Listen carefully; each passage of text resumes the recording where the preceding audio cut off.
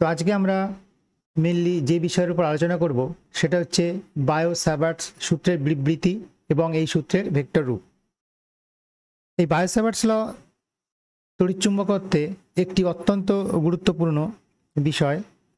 তো এখান থেকে অনেক প্রবলেম আমাদের কিন্তু উচ্চ মাধ্যমিকে নিট, জয়েন্ট এসব কম্পিটিটিভ এক্সামেও কিন্তু এসে থাকে।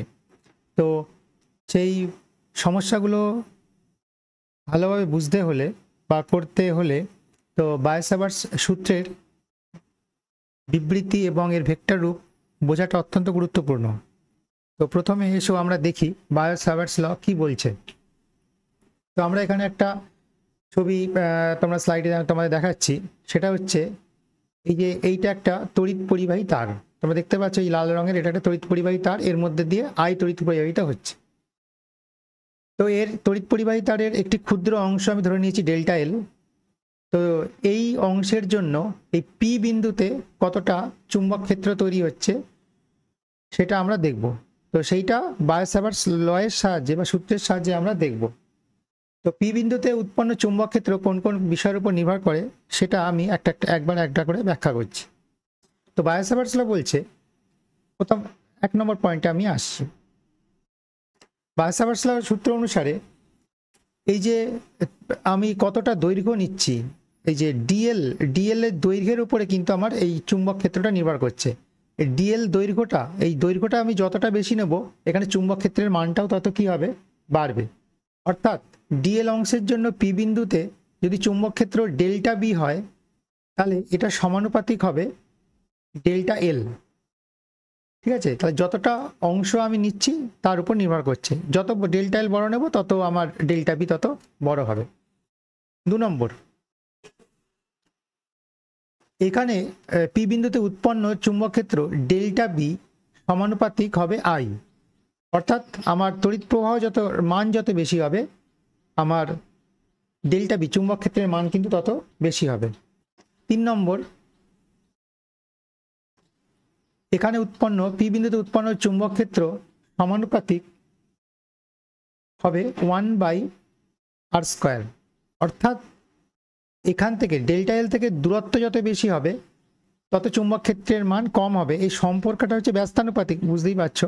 তো delta B proportional to 1/r², অর্থাৎ দূরত্বের বর্গের ব্যস্তানুপাতিক। স্বাভাবিকভাবেই তার থেকে যত দূরে আমার বিন্দু হবে, আমার চুম্বক ক্ষেত্রের মানটা কি হবে, ততটা কমে যাবে। আর লাস্ট বা 4 নম্বর, সেটা হচ্ছে পি বিন্দুতে উৎপন্ন চুম্বক ক্ষেত্র proportional to sine theta. Sine থিটাটা কি? থিটাটা কি? এখানে ডেল্টা এল বিন্দুতে আমি একটা স্পর্শক টানবো, এই যে এটা। তো ডেল্টা এল বিন্দুতে যে স্পর্শকটা টেনেছি তার সাথে যে আর ভেক্টরটা, অর্থাৎ এটাকে অরিজিন ধরে যে পজিশন, পি এর যে পজিশন, তাদের মধ্যে যে অ্যাঙ্গেল সেটা হচ্ছে যদি থিটা হয়, তাহলে ডেল্টা বি অর্থাৎ পি বিন্দুতে উৎপন্ন চুম্বক ক্ষেত্র সমানুপাতিক হবে সাইন থিটার সাথে সমানুপাতিক হবে। তো এই যে চারটে যে ডিপেন্ডেন্সি অর্থাৎ নির্ভরতা ডেল্টা বি অর্থাৎ পি বিন্দুতে উৎপন্ন চুম্বক ক্ষেত্রের, একবার জাস্ট আমি বলিনি যে তাহলে পি বিন্দুতে উৎপন্ন চুম্বক ক্ষেত্রের মান ডেল্টা এল এর সাথে সমানুপাতিক, অর্থাৎ দৈর্ঘ্য যত আমি বড় নেব তত আমার ডেল্টা বি বেশি হবে। আচ্ছা, তড়িৎ প্রবাহের সাথে সমানুপাতিক, অর্থাৎ আমার তারের মধ্যে দিয়ে যত তড়িৎ প্রবাহিত হবে আমার চুম্বক ক্ষেত্রের মান তত বেশি হবে। আচ্ছা, এখানে উৎপন্ন ডেল্টা বি অর্থাৎ চুম্বক ক্ষেত্র দূরত্বের বর্গের ব্যস্তানুপাতিক। আর লাস্ট, তো ডেল্টা বি সাইন থিটা, অর্থাৎ এখানে আমার ডেল্টা এল কে যদি আমি পয়েন্ট হিসাবে ধরে পি এর পজিশন আমার ভেক্টর আর হয়, আর ডেল্টা এল এতে স্পর্শক টানলে এদের দুটোর মধ্যে যে অ্যাঙ্গেল যদি থিটা হয়, তাহলে উৎপন্ন চুম্বক ক্ষেত্র ডেল্টা বি সাইন থিটার সাথে সমানুপাতিক হয়। তাহলে আমরা ভেদের সূত্র অনুযায়ী তাহলে ডেল্টা বি, তাহলে এই চারটে সূত্রকে যদি আমি একসাথে লিখি তাহলে আমরা লিখতে পারি ডেল্টা এল সমানুপাতিক, লিখতে পারি সরি একটু ভুল বললাম, ডেল্টা বি সমানুপাতিক হবে, তাহলে এই দিকটা কি হবে, গুণ হয়ে যাবে, তাহলে হবে delta L into I into sine theta by আর²। তাহলে তাহলে আমরা কি লিখতে পারি, delta B is equal to K delta L I sine theta by R square. তো এখানে কে কে হচ্ছে একটা ধ্রুবক, কে হচ্ছে একটা ধ্রুবক। তো এর মান এসআই পদ্ধতি আমরা ইউজ করব। এসআই পদ্ধতিতে কে এর মান হচ্ছে μ0/4π। এই μ0কে বলা হচ্ছে চৌম্বক ভেদ্যতা, চৌম্বক ভেদ্যতা। এই চৌম্বক ভেদ্যতা নিয়ে আমরা নেক্সট ক্লাসে বিস্তারিতভাবে আলোচনা করব, কারণ এটাও একটা খুব গুরুত্বপূর্ণ জিনিস।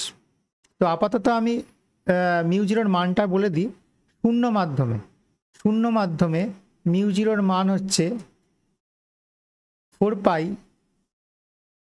Into 10⁻⁻7 Henry m/⁻⁻1। এটা হচ্ছে কি শূন্য মাধ্যমে। তো আমি এই কে নিয়ে এবং চুম্বক ভেদ্যতা নিয়ে পরের নেক্সট ক্লাসে আমি বিস্তারিতভাবে আলোচনা করব, কারণ এটাও অত্যন্ত একটা গুরুত্বপূর্ণ জিনিস আমাদের কাছে। তো আপাতত আমাদের শূন্য মাধ্যম নিয়েই যদি আমরা আলোচনা করি, তাহলে আমার ফাইনালি যে বায়োসাভার্টস ল যে গাণিতিক রূপটা এলো, সেটা হচ্ছে ডেল্টা এল তড়িৎ ক্ষেত্রের জন্য, তাহলে ডেল্টা এল অংশের জন্য যে ডেল্টা বি আমার চুম্বক ক্ষেত্রে তৈরি হয়, তাহলে ডেল্টা বি ইজিক্যাল টু কি আসছে μ0/4π delta L I sine theta by R square. তো এটা হচ্ছে আমাদের বায়োসাভার্টস লয়ের গাণিতিক রূপ। যদি আমি ভেক্টর রূপ বলি, তো ভেক্টর রূপের জন্য আমার আগের স্লাইডটা একটু যেতে হবে।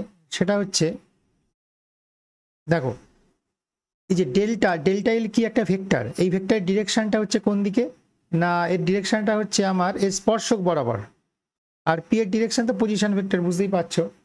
তাহলে এই যে গাণিতিক রূপ যেটা আমার আসবে সেটা হচ্ছে delta B is equal to μ0/4π delta L cross R by R. তাহলে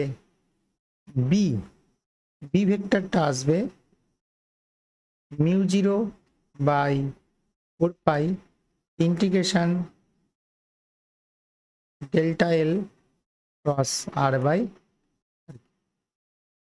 তাহলে এটা হচ্ছে আমার ফাইনাল বায়োসাভার্টস ল অনুযায়ী বি এর মান।